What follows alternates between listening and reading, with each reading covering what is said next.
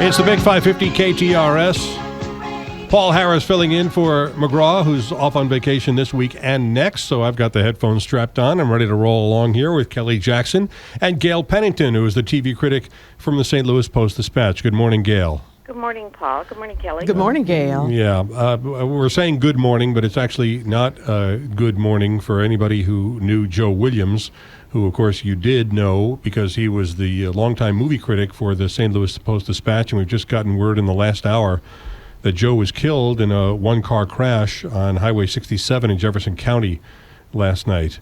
You'd worked alongside Joe for quite a while, hadn't you? For 18 years, right. Wow. He loved going to drive-in movies. They were his real passion. I mean, he loved all movies, but he loved drive-in movies. He loved old drive-in movies. And he would go to any one he could find, and the car accident happened when he was on his way to a drive-in movie Sunday night. At the Starlight. Yeah.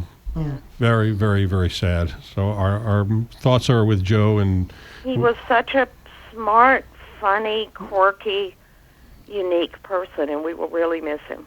Well, as I said, our thoughts are with Joe's family and with all of you and all of the rest of your colleagues there at the Post-Dispatch. We have you here, as always, on Monday mornings to talk a little bit about television. And before we get to a couple of things that are coming up this week, I wanted to ask you about a couple of TV shows that have debuted recently, and one of them is the Jim Gaffigan show that airs, I think, on Wednesday nights on TV Land. Have you had a chance to see this thing? I saw the first 5 of that. Yeah. That TV Land sent out the first 5, and I was quite pleasantly surprised by it. It feels more real than a lot of sitcoms, and it's sort of grounded, in Jim Gaffigan's real life. His real wife is an executive producer on it, and they actually do have a bunch of kids and live in a really small apartment in New York. Yep. So what do you think about it? Well, I'm a big Jim Gaffigan fan. I've paid many times to go see him, including just last year at the Peabody Opera House here in St. Louis. I've really always liked his stand-up stuff. But every time he's tried to do a TV show, it just hasn't worked. They haven't been able to capture it. And I understand that they're trying to capture that real-life aspect of his wife, Jeannie, and the 5 kids, and the fact that they do live in real life, they live in a 2-bedroom apartment. 7 people in a 2-bedroom apartment. For someone that you think is famous and you think would be rich enough to afford more bedrooms. Yeah, somebody needs to take them inside and say, we know you're doing this because it's funny for your material, but you could live anywhere and lie about that. But here's the problem I had with the show. It was very much a cliche in that it pitted Jim against his wife, Jeannie, as opposed to being on the same team and facing the rest of the world's absurdities together, which I'm sure that they actually do because she does help him write some of his material, and they do live this rather unusual existence. It turns out to be much more of an I Love Lucy, or maybe to make it more contemporary, more of an Everybody Loves Raymond kind of relationship where the husband has to connive to keep secrets from the wife. She wants him to do something. He doesn't want to do it. That sort of stuff has been done on TV for 60 years now, and it's not original at all. How many episodes have actually aired that you've seen? I've seen the first 2, and I'm done. Okay. So I may be at a little bit of an advantage or possibly disadvantage from having seen more, but I didn't really get that vibe from it. Do they get away from that in episodes 3, 4, and 5? In my mind, yeah, they kind of do. But it's TV Land. It's a throwback to the old sitcoms that they were the first network to run. Remember when they used to only have reruns of classic TV? Yep. Mm-hmm. So they may be going for that. This was developed years ago for, I believe, CBS. Mm-hmm. They didn't pick it up, and then reworked for TV Land. There's a chance they're going for just exactly what you didn't like about it. Yeah, well, that's entirely possible. Maybe I'm not the target audience for them. The other show I wanted to mention is Key and Peele, which I've been a big fan of. It's in its 5th season now. I did not know until just a couple of days ago that this is the end of Key and Peele come September. Yeah, that's sad, isn't it? Yes. Because it, like all shows of that type, it was uneven, but when it hit right, it was hilarious. I think along with Amy Schumer's show, you've got the two best sketch comedy shows we've seen on TV in a long time. What happened to Amy Schumer? Why this season is all of a sudden it's so brilliant? I think people just finally noticed it. It took a couple of years. Yeah, she's been on, this is her third season on the air, and I think it just took a while. It is on Comedy Central. Those shows tend to hit with a Comedy Central demographic, but don't necessarily cross over into mainstream America. And I think it just took a while for people to notice how funny she is and how clever she is. Also, she's been doing different stuff, like that whole half hour she did as a parody of 12 Angry Men. That she shot in black and white with the guys on the jury deciding whether she's hot enough to actually have a TV show.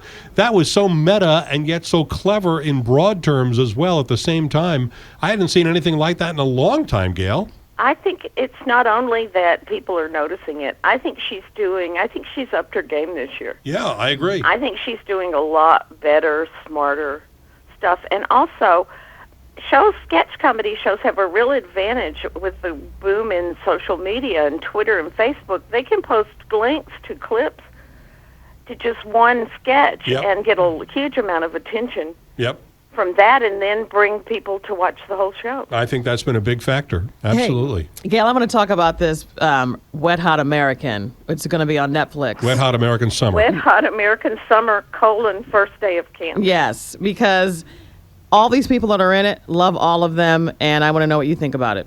Well, Paul, did you see the original Wet Hot American Summer in 2001? I did. Because I didn't see it. I didn't either, and I think Kelly and I are probably clueless about this. But apparently the joke in 2001 was that all these people were playing teenage campers, and even at the time they were too old to be teenage campers. Right. And now this is a prequel, and it's 14 years later, and they're still playing campers. And way old. Now they're way old. And by the way, we're talking about Janine Garofalo, Amy Poehler, Bradley Cooper, Paul Rudd. Yeah, Paul Rudd. And John Hamm is in it now, and Kristen Wiig. Netflix has resurrected this as a 8-episode series. Have you seen any of it? I haven't seen any of it, and I'm not sure it's going to wear well over 8 episodes.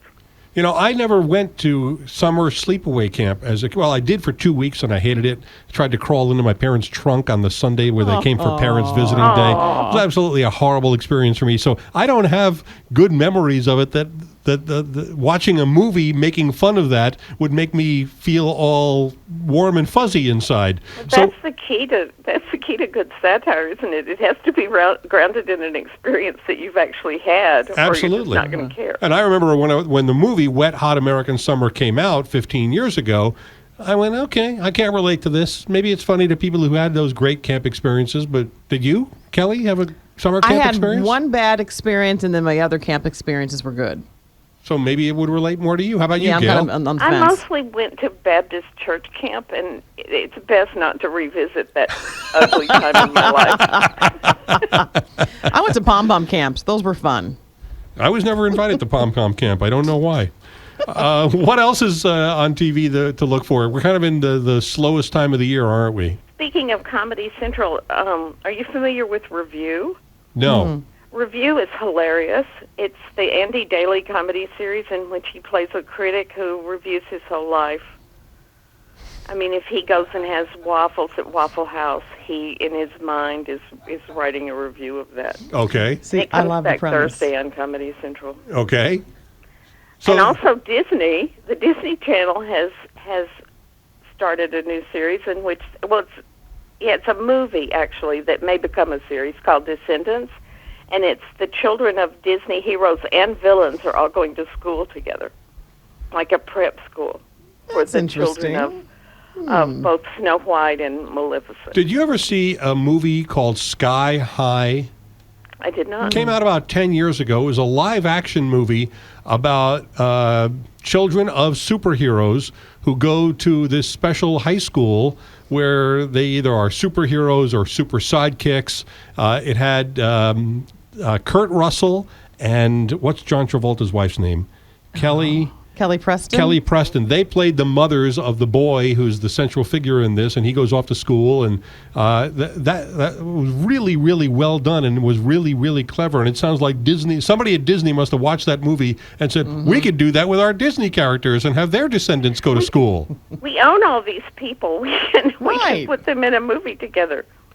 Yeah, looks like the same thing. And there's another show that is on a network I don't even know that I get this week called Unplugged Nation, which is airing on a channel called FYI. You get FYI probably because it's one of the A&E family of networks, and it used to be called Biography. Okay. Oh, well, yeah, I do get that. It. Yeah. But that happens to me every week. I have to go and look, and it's a channel that just got original programming, and it's not on my favorites list, so I have to go in and add it. That's exactly right. I've gone through on my Uverse system and blocked out all the channels that I never watched, so they don't even come up on the guide. We have 2,000 channels. Right, but I don't want to have to go through all of those. I get rid of the shopping channels. I was going to say half of the them are shopping channels. Right. Unplugged Nation tonight on FYI. People who want to get away from it all by unplugging, and so they're on a TV show. Do you see the irony in that? Of course, yeah. I wonder if they set the DVR to record themselves while they're unplugged. These liars. Liars. Right. By the way, but just to go back to the shopping channels, my wife doesn't like the fact that I blocked out a lot of these channels. You can't block those out. So when she's watching TV and I'm not there, she will purposely leave the TV on QVC. So when I turn it on, the first thing I see is, Hey, even I didn't block QVC. Sometimes you just need to order a pair of shoes. I know. Or a nice comforter, Right. Shoes, yeah. That's what we need, more shoes. All right, Gail, thanks so much for joining us today. Thanks, guys. Gail Take Pennington, TV critic for the St. Louis Post-Dispatch, here on McGraw Live in the Morning with Paul Harris and Kelly Jackson on the Big 550 K.